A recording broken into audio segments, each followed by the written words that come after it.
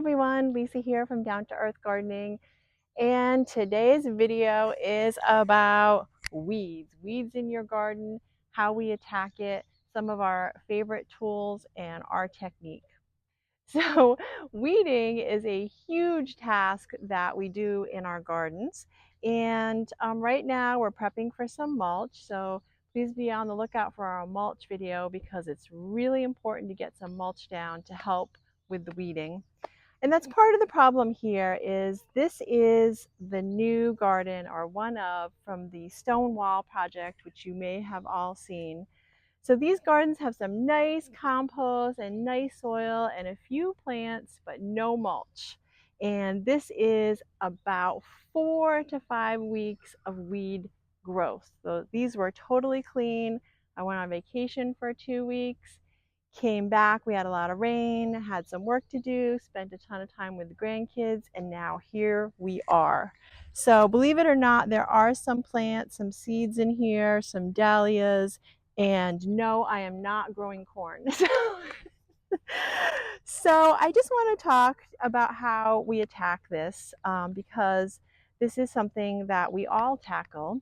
And once it gets ahead of you, it is really overwhelming and a little frustrating. So I just want to talk to you about, how to make it easier out in the garden when you are up against a situation like this. So weeding, so what's really important when you're weeding to do is to get your weeds by the roots. So I'm going to show you some tools and technique to help you with that.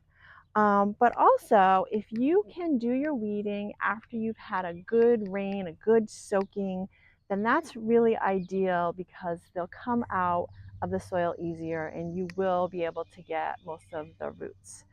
So I'm out here on a hot sunny day. It's not the ideal time. The best time of day for your sake is probably early morning or evening, but we've got a timeline here. We've got some mulch to get down. So here we are. So we've got the sunscreen and the hats and whatnot. So the next important thing that you want to do in a situation like this is you want to go around, you want to make sure you have identified your plants and where they are so you don't pull out any of your plants by accident. I do also have some seeds coming up in here, so there's some zinnias right next to me. So it's just important, once you get into the groove of weeding, that you're aware where those plants are because it's pretty thick here. And then the other thing that we do is we try to go around and identify where there's any poison ivy. So that's also important, especially for those of you that are highly allergic. So that kind of helps you navigate things once you get into your workflow. So for tools that make our lives easier, I'm going to show you some of my favorite tools, and I always try to put some links up for you and share those with you in the description in case you're interested. But I like to always carry around my trugs. I have one of them that I drag my tools around with, and then I try to keep a couple more close by to throw the weeds in. So I love the trugs in all sizes. My gloves, just in case I come up against any poison ivy, that's important. My kneeling pad, so I'm comfortable. And then for actual tools, so I've got a few here that are really helpful. So this here, you may have seen this before, is a multi-purpose tool. It's called a hori hori knife, Japanese hori hori knife. And this can be a trowel. This can be used to cut things. And this is also great at getting at the roots and tap roots. So this is a great multi-purpose tool that I have in the bucket today. So the next one that's going to help you with tap roots is going to be a dandelion weed puller. So it's got this neat little V at the end, and that will help you pull out the tap roots because you don't want to leave any in there. If you break the tap root, it's just going to come right back, grow again. So then we've got the little hand cultivator. So this is a must for me. I like the double-sided cultivator and hoe. And if you want to do some of the hoeing standing up, then I also have a long handled cultivator and strap hoe. So double-sided. I love the tools that are multi-purpose because then you'll have less tools hanging around in your garage. So they're kind of space savers too, and also less to drag around with you in the garden.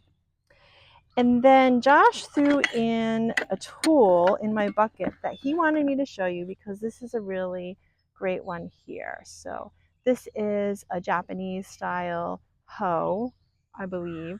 I will also put this up in the links. But this is really great just for scraping the surface, those tiny weeds that you can't get by hand. Okay, so now we're going to get down to it, down to the fun of it. I've got my tools handy, my weeding bucket, everything I need right here because there's nothing worse than getting into the groove of weeding and then you've got to go and fetch something else. So I'm comfortable. I'm going to have some help here and we're going to show you our technique. But just to briefly go over what we're doing. So I'll park myself here in a comfy spot and I'm going to weed everything I can reach around me. And I always start on the first weeding go through by doing the bigger weeds. So by the roots, you want to shake off the soil. You don't want to take the soil with you. So all of the bigger stuff. And then clear the area around you before you move on. And then I will leave some of the smaller stuff for the second go through, which is going to be hoeing. So if I've got my little hand hoe, I'll just go ahead and do it while I'm sitting there. And you're really just hoeing the surface, scraping the weeds. You don't want to go too deep because then you're cultivating more weed seed and stirring that up. And then just clean it up and even it out. But the other technique that you'll see us doing is if you need to stand up for a little while, we will leave this step until the end and then we will go around with the long handled tool and we will just do our hoeing, use the scuffle hoe or the cultivator for the smaller weeds. So it's kind of nice to do that too because you're mixing it up between kneeling, sitting, and standing, which is also easier on your body. So come on out and join us in the garden for a little weeding fun.